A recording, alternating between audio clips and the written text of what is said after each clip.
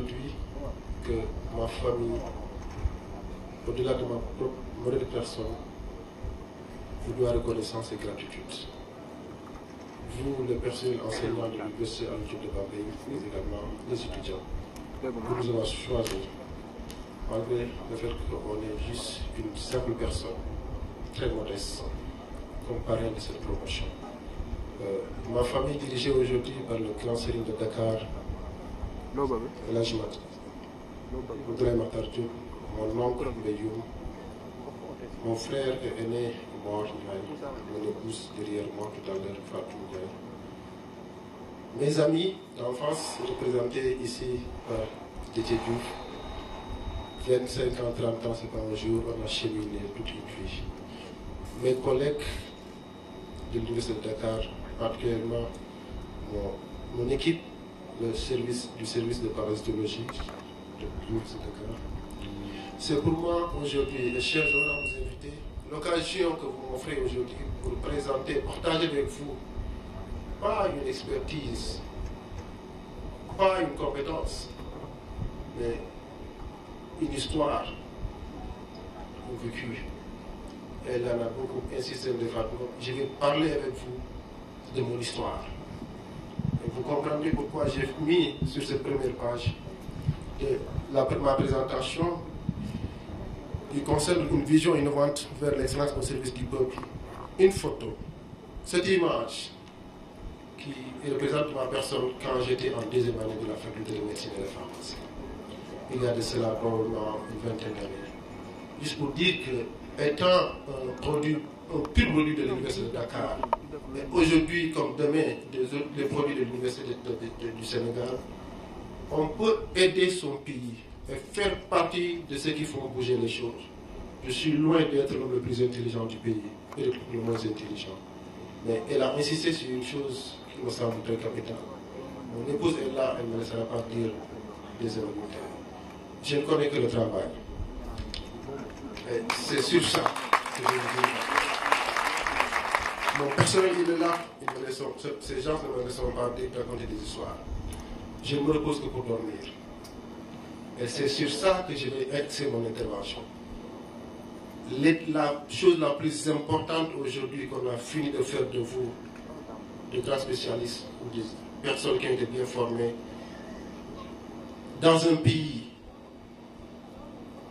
exemplaire en termes d'éducation, en matière d'éducation que le Sénégal, la seule chose sur laquelle je vais beaucoup insister est que vous comprenez qu'à partir de maintenant, ce qui pèse sur vos épaules est très lourd. Et tout ceci reposera essentiellement sur un travail quotidien, un travail sûr qui permettra demain de régler un problème majeur. Et je n'ai pas l'habitude de parler politique. Mais l'exemple qu'on a en train de suivre aujourd'hui, depuis avec l'événement du président américain nouveau, et hier ce qui s'est passé à Paris, en France, au niveau des élections, prouve que nous avons aujourd'hui l'opportunité de prendre notre destin en main. On n'a pas le choix. Et la seule chose pour cela, le Sénégal nous a donné ce qu'il pouvait faire, ce qu'il pouvait nous donner. C'est quoi? C'est l'éducation. Et j'insiste beaucoup là-dessus. Je vais y revenir tout à l'heure dans ma présentation. Parce que uniquement, je connais exactement ce qui se passe dans les pays occidentaux, essentiellement aux États-Unis. Au Sénégal, l'enseignement essentiellement est gratuit. Et on a même une bourse, on est logé. Aujourd'hui, personnellement, monsieur le ministre, j'ai une dette pour le Sénégal. Et c'est l'engagement d'abord que j'ai par rapport à ça. Parce qu'aux États-Unis, si vous finissez votre travail, vous avez une dette d'à peu près 150 millions de francs CFA à payer. Parce que l'enseignement, l'éducation n'est pas gratuit. Aujourd'hui, moi, certes, je me suis dit que l'État ne m'a pas mis sur ma table cette facture. Mais je dois à l'État sénégalais de faire quelque chose pour bouger les choses. Et c'est ce qu'on attend de vous. N'attendez jamais que demain qu'on vous dise, que vous dites d'aller voir le président ou le ministre. Il est là, c'est la première fois que je m'assois à ses côtés. Mais c'est une personne pour qui j'ai beaucoup d'estime par rapport à ce qu'il fait pour l'éducation. L'État a fait de nous ce que nous sommes aujourd'hui. On va voir tout à l'heure que pour développer le Sénégal, pour développer l'Afrique, c'est à nous maintenant d'avoir cet esprit créatif et de les chercher ces moyens. Et je vais vous dire comment et pourquoi on cherche ces moyens.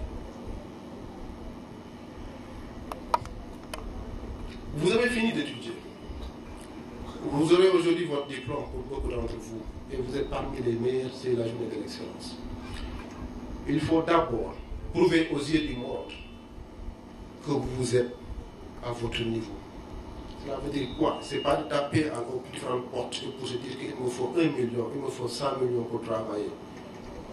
Allez convaincre le monde, commençant par votre quartier.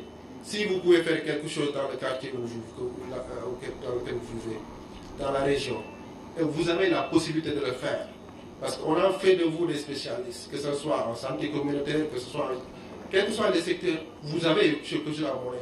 Et c'est ce que j'étais allé faire pour la première fois aux États-Unis, où j'ai essayé de rencontrer d'abord, quand j'ai eu l'occasion d'aller pour la première fois aux États-Unis à l'université de Harvard, et je me rappelle que quand j'allais aux États-Unis, j'ai fait 4 mois, c'était juste pour faire un stage, c'est même pas un master, c'était un stage, c'était 4 mois. Quand je devais finir et rentrer, j'ai appelé mon épouse pour dire que je rentre. Et la première chose, pas elle, les gens lui ont dit, est-ce que moi je suis saint d'esprit? Et elle est là, hein. J'ai fait 4 mois aux États-Unis. Et je revenais au Sénégal pour chômer. J'ai déjà eu mon doctorat, mon petit ancien temps. J'ai fait aucun poste universitaire à Dakar. Et je l'appelle et je lui dis que je rentre d'ici une semaine. Elle en parle aux autres. Apparemment, il y a un problème quelque part dans mon cerveau. Parce qu'on ne peut pas comprendre ça. Mais je vais expliquer tout à l'heure pourquoi il m'a fait rentrer. Parce que j'avais un combat très clair. J'étais parti là-bas pour convaincre les Américains de l'expertise africaine et sénégalaise. Et c'est ce que j'ai fait au CDC Atlanta, où j'ai eu la chance de rencontrer le directeur du plus grand laboratoire du monde, le CDC, Dr Kumar, qui est sur cette image. Pour discuter avec lui, partager avec lui mon ambition et mon idéologie en matière de sciences. Avec la possibilité d'intégrer l'université de Harvard, juste pour faire un stage. J'ai fait 4 mois. Et une chose sur laquelle, si aujourd'hui je peux dire que ma carrière et mon destin est passé par là, j'ai prouvé aux Américains que ce que j'avais appris au Sénégal était de la bonne science. Et c'est pourquoi, au-delà de la créativité, il faut avoir une conviction, un courage de ces idées. J'ai fait 1 mois. On discutait sur un problème très ponctuel et pointu par rapport à quelque chose qui concerne les parasites. Ils avaient appris, eux, à l'université de Harvard, de la première à la 6e année. Et je vais leur dire que moi, ce que j'avais appris à Dakar, j'en étais convaincu. C'est que ce qu'ils ont appris par rapport aux parasites, ce n'était pas ça. Et je leur dis que parce que j'ai vécu ça. Ce que vous dites, c'est de la théorie. Moi, je l'ai vécu et je l'ai appris à l'université de Dakar. Et le doyen de la faculté de médecine de Harvard, le professeur Dagos, qui est aujourd'hui une des personnes qui essaie de tout faire pour que mon combat continue, m'appelle dans son bureau et me dit que tu prépares tes bagages. Je dis pourquoi? Je veux juste savoir la raison. Il me dit que parce qu'il a osé défier l'université de Harvard et dire que ce que nous apprenons, ce que vous avez appris à Dakar, au Sénégal, est plus clair que ce que nous apprenons. J'ai dit oui, c'est moi qui l'ai dit.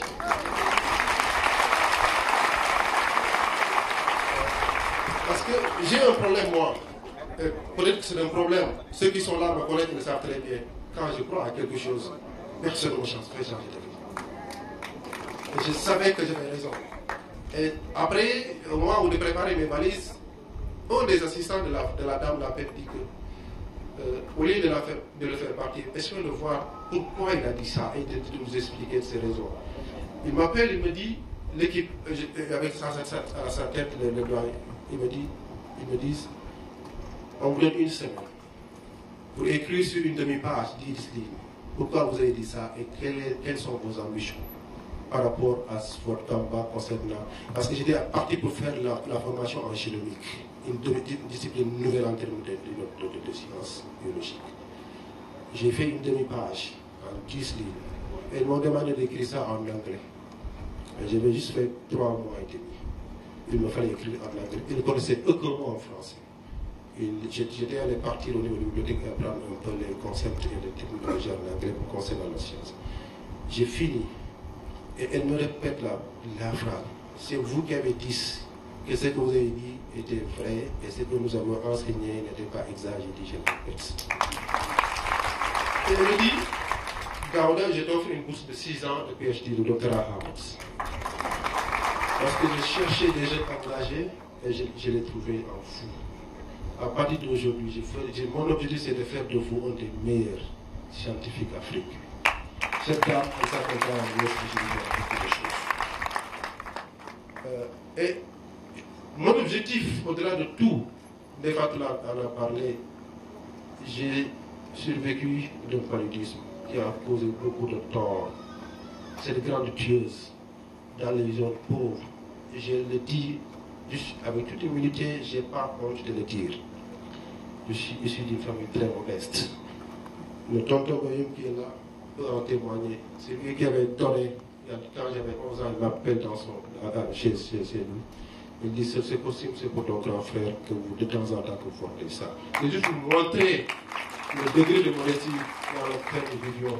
Originaire de Pikine Guinaouraï, on n'a pas besoin d'avoir un parent comme le ministre de l'Enseignement supérieur pour dire qu'on va réussir. Non, c'est pourquoi lui, il sait ce qu'il fait. Il faut une conviction. La conviction, c'est laquelle il me fallait combattre cette maladie qui a fallu m'emporter, qui avait emporté beaucoup de mes générations. Détier, il est là. Il y a beaucoup qui sont partis, malheureusement. Mon petit frère qui est là à Liu a fait le neuropaludisme, a été dans le coma. Moi, c'était quelques heures, 24 heures, pas dans une semaine. La vision était claire. Aller contre cette histoire de paludisme et l'éliminer complètement. Parce que si j'étais entré dans le coma, c'était pour 2 raisons fondamentales. Et c'est pourquoi j'ai créé des tests qui pourraient régler cette problématique. Le diagnostic n'était pas bon et les médicaments posaient problème. Et certains qui ont vu l'agenda ont vu que j'ai mis au point 2 tests. L'un, c'est le TAPI test que j'ai mis au point quand j'étais étudiant à Harvard en 2010, qui permet aujourd'hui de tester efficacement les antipaludiques par rapport aux parasites. Et ce test est aujourd'hui le premier test utilisé à travers le monde. Et on ne peut pas se tromper sur le contrôle des médicaments. Et en 2010, j'avais réglé un problème concernant le produit. Et c'est pourquoi, pour aller vers la performance, il faut une compétence, certes vous l'avez déjà. Il faut une vision. Et à travers mes propos, même les spécialistes en génie civil, en mécanique, doivent se retrouver en termes de vision. Il faut avoir un objectif. Mon objectif était de sauver des vies et de protéger les enfants contre le paludisme. Il faut créer les moyens et je vais vous expliquer comment on crée les moyens. Il faut travailler dur. Il y a beaucoup de jeunes aujourd'hui qui se trouveront toujours l'occasion d'avoir un week-end, un samedi, un dimanche. C'est très bon de faire la fête. Mais vous avez la responsabilité d'avoir été parmi les meilleurs des meilleurs dans vos quartiers. Ne dormez pas, ne jouez pas. Le pays a besoin de vous. Il faut croire en ces valeurs. Et cette image que vous voyez, je pense que c'est mon grand frère qui avait pris cette image. C'est pour montrer que l'origine géographique, le manque de moyens ne doit pas constituer d'excuses pour développer des choses extraordinaires. Ça, c'est mes amis d'enfance. On a grandi, évolué. Aux États-Unis, si vous voulez, on parle de ghetto. Nous, on l'appelait chez nous, on l'appelait ghetto. Et le mot ghetto voulait dire des conditions extrêmement difficiles de survie. Il faut être intelligent, vous l'êtes déjà. L'honnêteté intellectuelle est extrêmement importante dans la vie.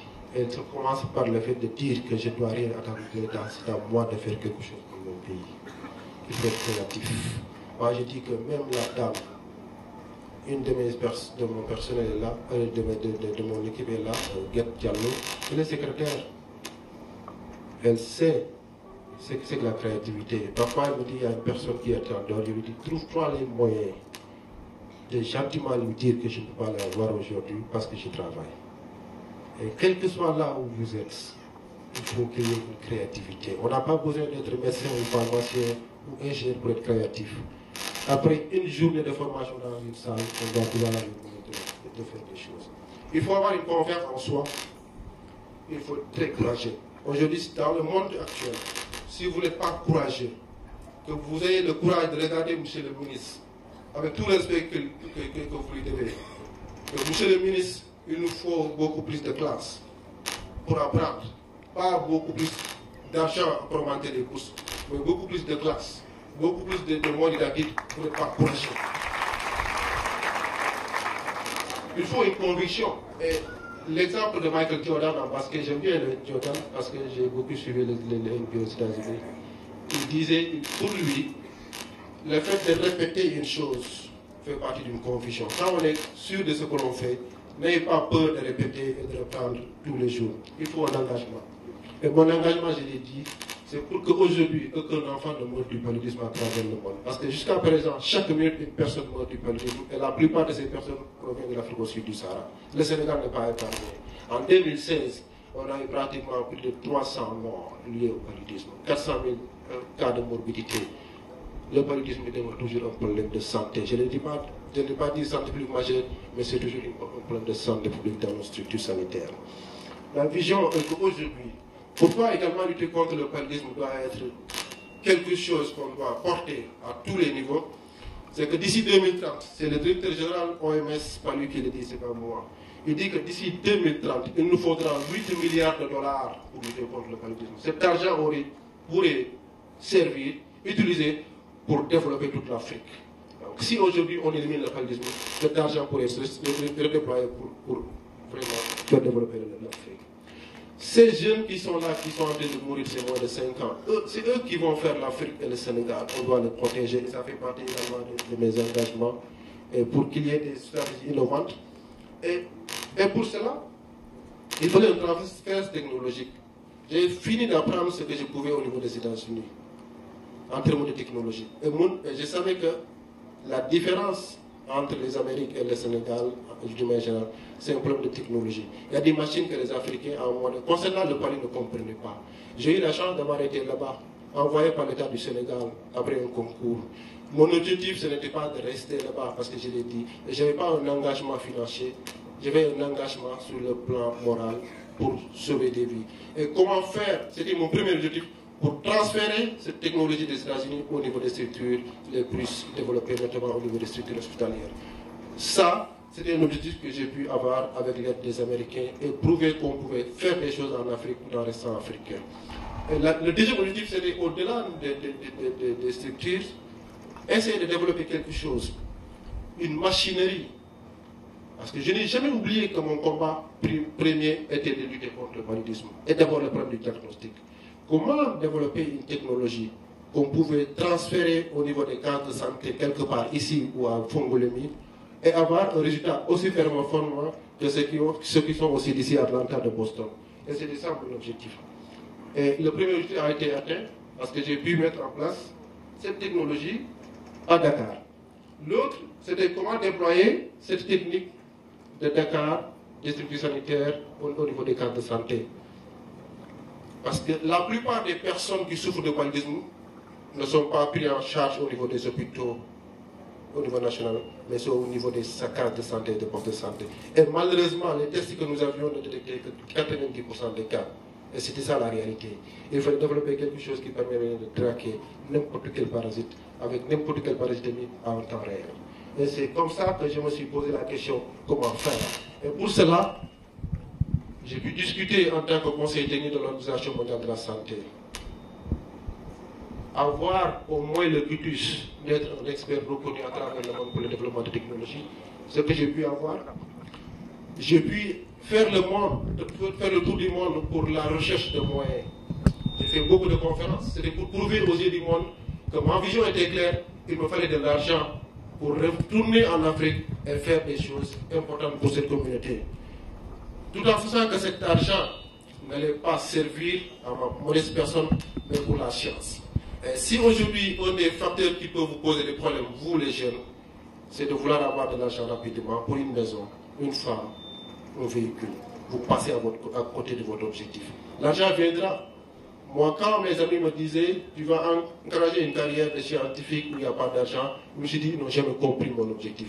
S'il vous plaît, ne prenez pas comme votre premier objectif la recherche. Vous serez riche quand vous maîtriserez votre domaine. Et c'est pourquoi j'ai mis en 2010 avec l'étude, là c'était aux États-Unis, il me fallait, comme je l'ai dit, développer quelque chose qui me permettait de tester les médicaments en temps réel à partir du parasite au niveau laboratoire.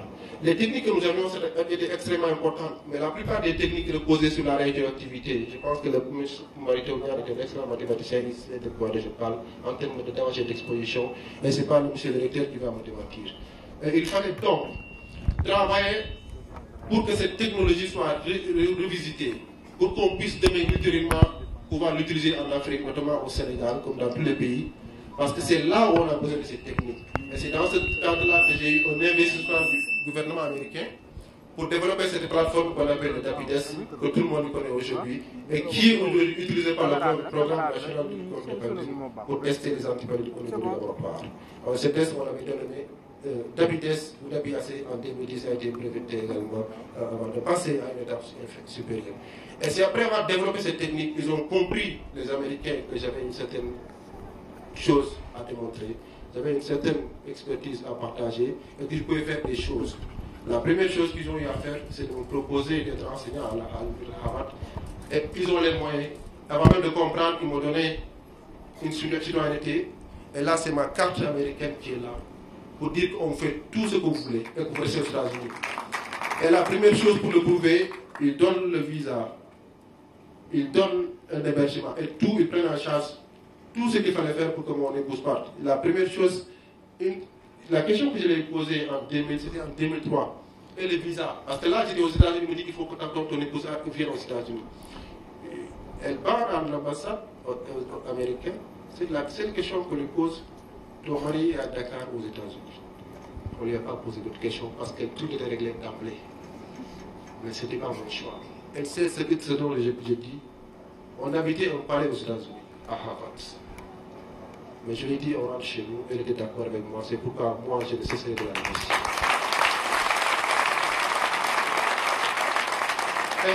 Grâce à ces volontés, aujourd'hui, monsieur le ministre, monsieur le vice-président de l'Assemblée nationale, j'ai avec moi, grâce à l'engagement de toute une équipe qui est présente ici, une vingtaine de partenaires qui m'accompagnent, financiers. Monsieur le ministre, avec toute la modestie, je peux dire que je mets sur place aujourd'hui un dispositif financier qui avoisine les 2 milliards de francs CFA. Ma chargée des finances, elle est là, elle ne me démentira pas. Et tout cela, ce n'est pas pour des poches, c'était pour recruter des jeunes chercheurs. J'ai une trentaine d'experts qui sont là, qui sont de mon équipe. Et cet argent sert à mon pays à développer des plateformes nouveaux et nouvelles du moins, et surtout pour dérouler des activités de recherche. Et c'est dans ce cadre que j'ai reçu le financement pour développer l'immunologie malaria, parce que le ministre de l'Enseignement supérieur, qui est l'État du Sénégal, ne cesse d'appuyer et d'accompagner les chercheurs. Ils nous ont donné les infrastructures, ils nous ont donné la formation, l'expertise, ils nous ont tout donné. Mais le tout avec un petit T parce qu'il ne peut pas tout donner avec un grand T.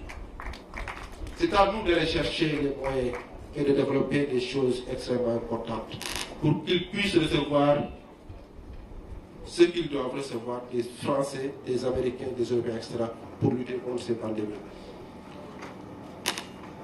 Aujourd'hui, grâce à ce financement, j'ai fini de former plusieurs jeunes, j'ai dit une trentaine. Je passe mon temps à former des Africains, des Congolais, des Malgaches. Je rentre récemment d'un voyage d'Algérie où les Algériens avaient fait appel à notre expertise pour former des Algériens en matière d'élimination du paludisme. Le Sénégal est un pays de savoir.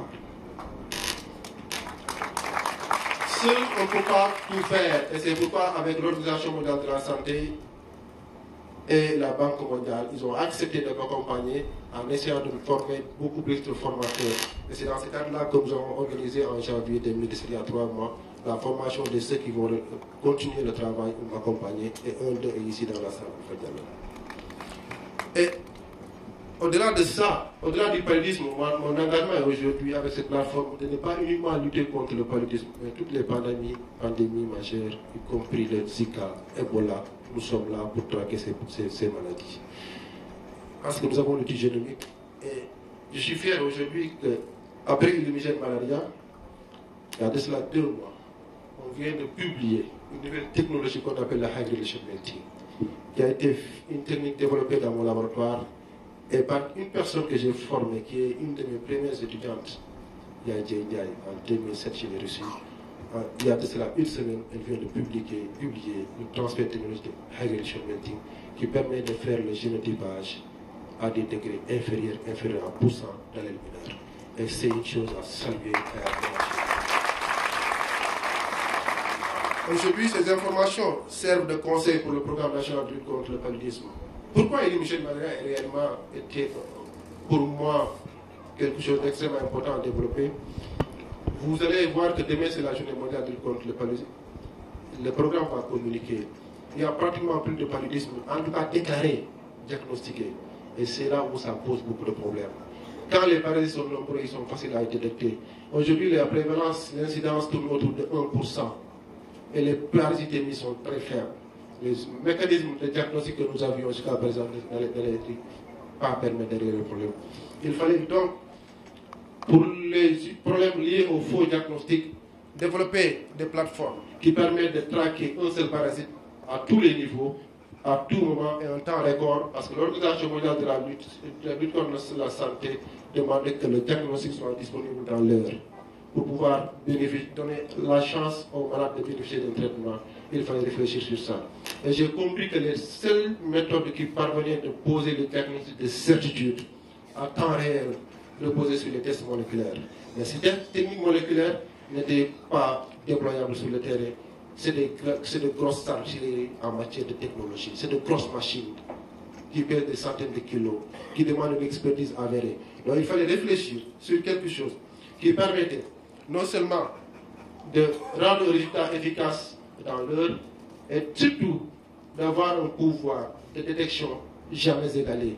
Et on a utilisé les connaissances de Dakar, du Sénégal et de Harvard pour comprendre que dans le cadre du génome parasitaire, il y a un seul gène qu'on appelle le gène mitochondrial, qui n'était jamais muté et qui pouvait vous dire la vérité absolue à tout moment, quel que soit le niveau d'infestation, jusqu'à des valeurs inférieures à un parasite.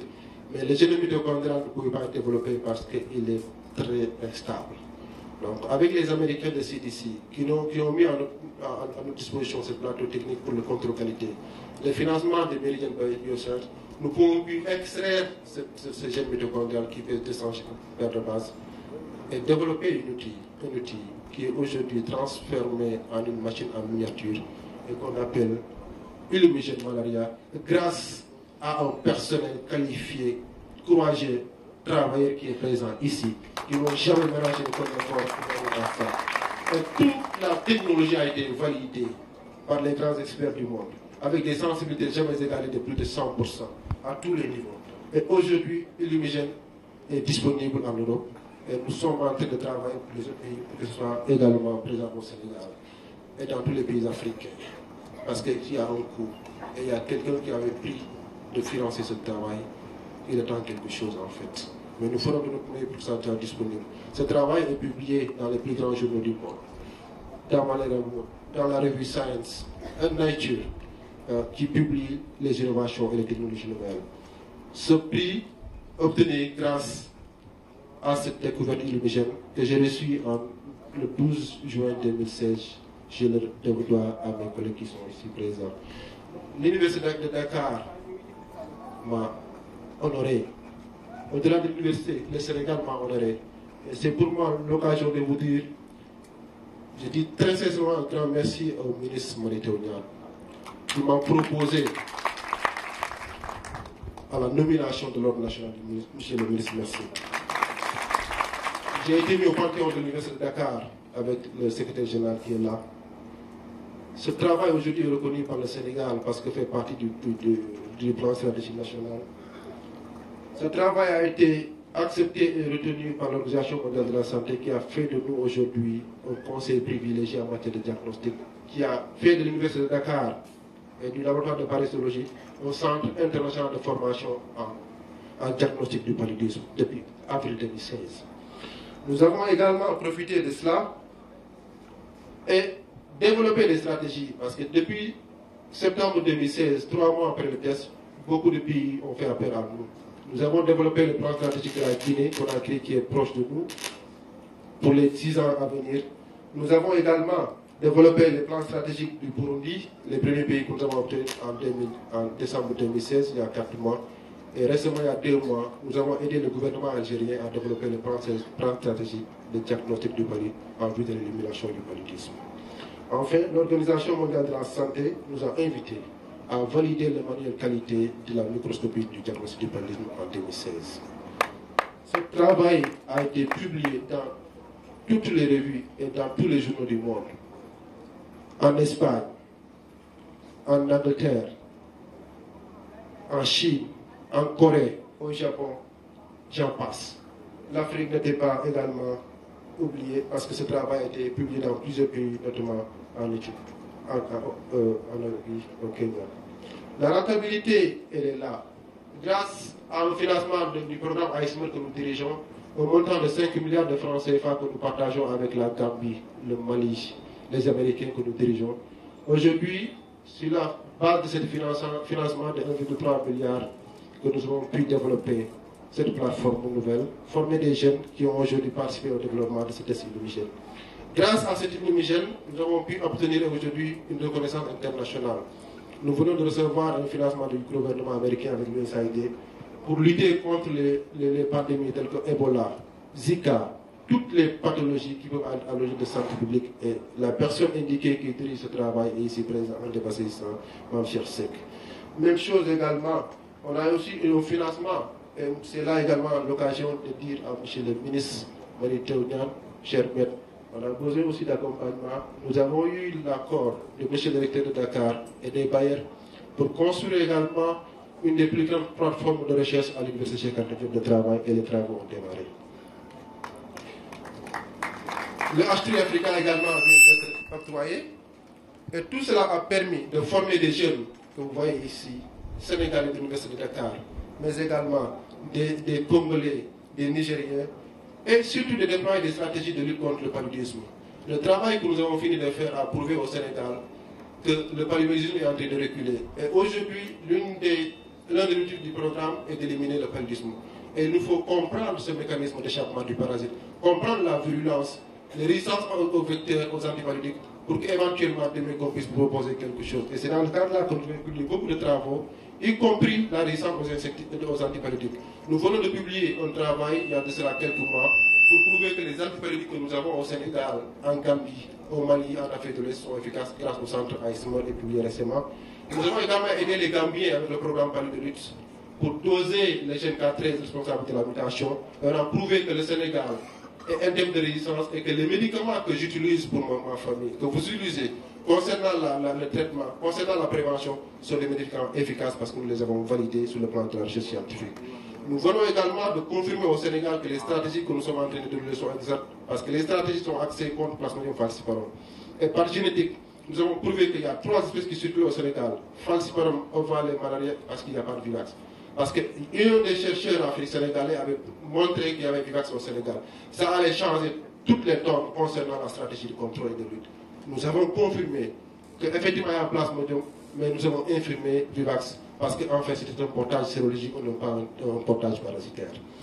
Aujourd'hui, avec le programme du ministère de la Santé, nous aidons le programme en dehors de notre capacité de lutte contre le paludisme à traquer des virus et nous venons de publier il y a une semaine un travail sur Zika qui montre que Zika n'était pas absent du Sénégal, mais le virus que nous avons eu il y a de cela quelques années est un virus non virulent et qui ne posait éventuellement pas de problème. Et cela a permis de rassurer la population et le ministère de la Santé. Ces travaux ont été publiés dans toutes les revues du monde en matière de sciences. Et si un travail a pu avoir été déroulé convenablement, c'est parce que j'ai été encadré par une famille. Une famille qui est dirigée aujourd'hui par le grand Serigne de Dakar. Abdoulaye Matar Diop, mon tonton Bayou, mon grand frère qui est présent ici, moi, qui est dans toute la famille, ma maman qui est au milieu de cette photo. Comme disent les Wolofs, le monde. Une équipe exceptionnelle de jeunes. C'est une fierté que j'ai dit que j'ai une équipe jeune. Le moyen d'âge de mon équipe, c'est 25 ans. Ça veut dire que vous, votre moyen d'âge, c'est 25 ans. Ils sont en train de faire des choses grandioses. Et vous faites des choses grandioses, mais qu'ensemble, vous allez pouvoir aider le Sénégal pour résoudre nos problèmes de santé publique et de prendre le développement. J'insisterai sur une personne qui, tous ces projets dont je parle, avec son âge, en train de les manager, elle est là, elle s'appelle Tabazouma. Et je veux qu'on la remercie. Mon épouse, le Dr Léman en a parlé, parfois j'ai pitié d'elle. Je me couche à 1h du matin pour me lever à 5h du matin. Je connais que mon boulot. Et à la maison, je suis devant mon ordinateur. Mes enfants, mon fils de 7 ans connaît le brassard rouge. Pour me demander de laisser l'ordinateur pour 30 secondes ou 15 minutes et mettre le brassard rouge. Donc c'est pour moi l'occasion de les remercier. Merci beaucoup. Parfois j'ai pitié d'eux, mais je n'ai pas le choix. Je le dis ça très souvent. Je n'ai pas le choix. Ce qui pèse aujourd'hui sur nos épaules sont extrêmement lourds. On n'a pas le droit. Et on a la possibilité d'aller loin. Il faut que certaines personnes se sacrifient pour les autres. Ils ont préféré se sacrifier pour les autres et je les dis merci. Je remercie tous ceux qui étaient là aujourd'hui. La liste est écrite. Et je dirais bravo au Sénégal. Nous avons les ressources humaines qu'il nous faut pour aller vers l'émergence, tel que le veut le président de la République, Macky Sall. Je vous remercie.